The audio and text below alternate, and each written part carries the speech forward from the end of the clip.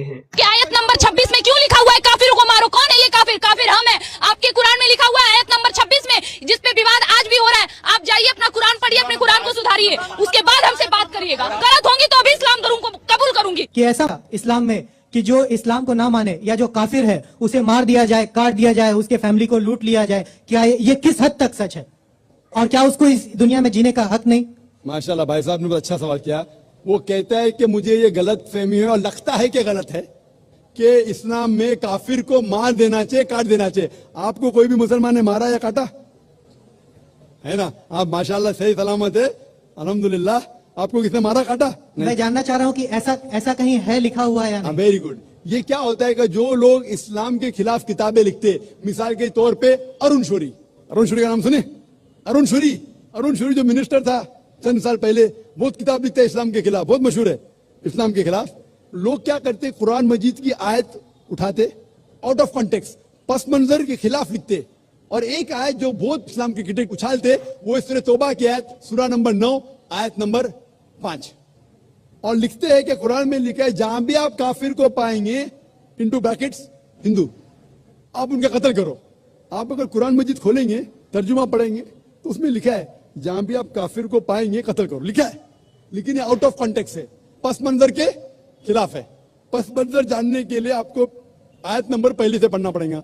सूरह तौबा सूरा नंबर 9 आयत नंबर 1 से पढ़ेंगे। वहां लिखा हुआ है कि मुस्लिम और मुशरिक मक्का के, उनके बीच में एक पीस ट्रीटी थी, एक सुलह थी।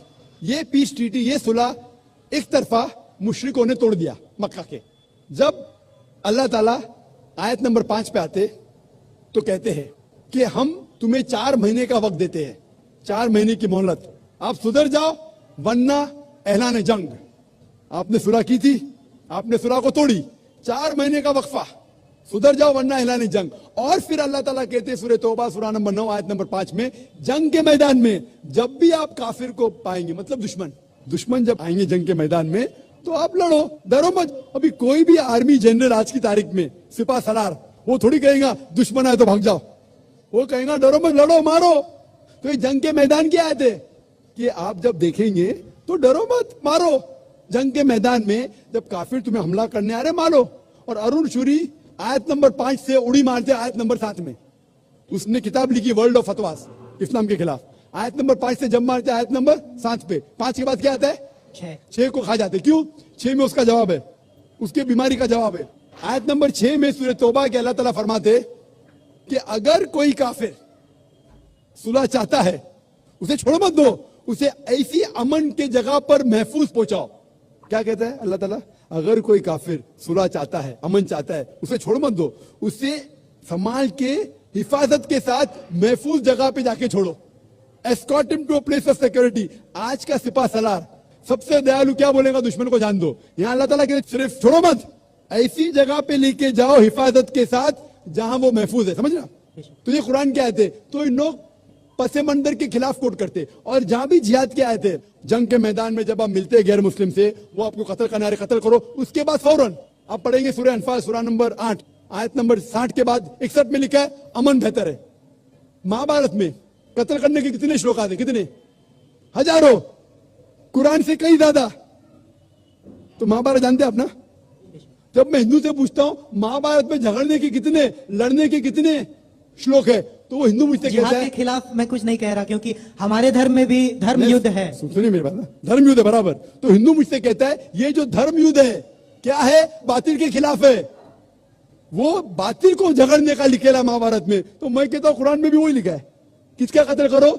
जो धर्म के खिलाफ है। आप समझे ना? धर्म युद्ध मतलब हक और बातिल के खिलाफ झगड़ा। तो बातिल को कत्ल करने का लिखा गया महाभारत में, वही लिखा है कुरान में। और भगवत गीता जानते? सबसे ज्यादा पढ़ी जाने वाली किताब भगवत गीता। श्री कृष्ण अर्जुन को सलाह देते हैं।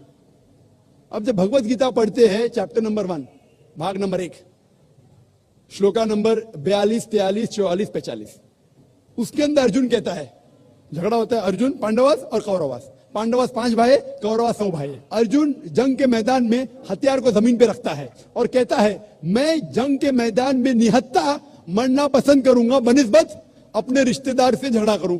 उसके फौरन बाद, चंद श्लोक बाद, भगवत गीता भाग नंबर 2 श्लोका नंबर 2 और 3 में श्री कृष्ण कहते, क्या कहते, ए अर्जुन तू बुज़दिल कब से हो गया? ये गलत ख्यालात तेरे दिल में आए कैसे? तू नपुंसक कैसा हो गया? इंपॉर्टेंट। श्री कृष्ण अर्जुन को क्या बोलते हैं? इंपॉर्टेंट, नपुंसक। कौन कह रहा है?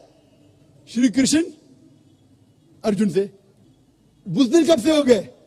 क्षत्रिय का धर्म है लड़ना। फिर भगवत गीता भाग नंबर 2 श्लोका नंबर 31, 32 और 33 में कहते क्षत्रिय का धर्म है लड़ना। अगर आप नहीं लड़ेंगे तो आप सफलता पाएंगे नहीं। क्षत्रिय वो खुश नसीब है जिसे लड़ने का मौका मिलता है।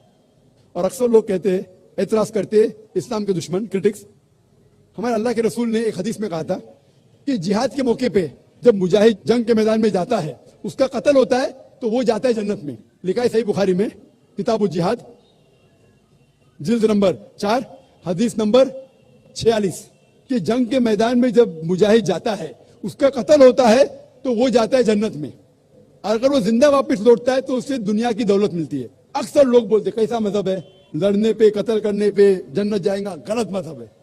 लेकिन भगवत गीता पढ़ेंगे, भाग नंबर 2, मंत्रा नंबर 37, श्री कृष्ण कहते अर्जुन से, ए अर्जुन उठ के लड़। अगर तेरा कत्ल हो जाएगा तू स्वर्ग में जाएगा, अगर जिंदा वापस लौटेगा तो उससे दुनिया की दौलत मिलेगी। हू बहू जो अल्लाह के रसूल मोहम्मद सल्लल्लाहु अलैहि वसल्लम कहते हैं सही बुखारी में, वो भगवत गीता में लिखा है। तो अरुण शूरी जब तनकीद करता है कुरान के बारे में, उसने खुद अपनी भगवत गीता पढ़ा ही नहीं। अरुण शूरी ने महाभारत भी शायद नहीं पढ़ा।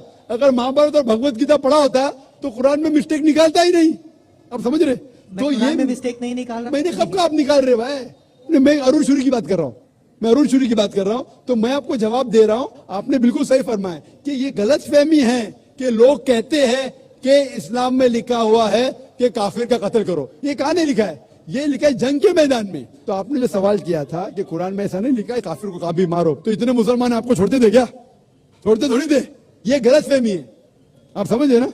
तो ये गलतफहमी है कि जहां भी काफिर मिले कत्ल करो। ऐसा नहीं। ये जंग के मैदान में जब आपको लड़ने के लिए आ रहे, आपको मारने के लिए आ रहे, तो आप उनको मारो। ये है।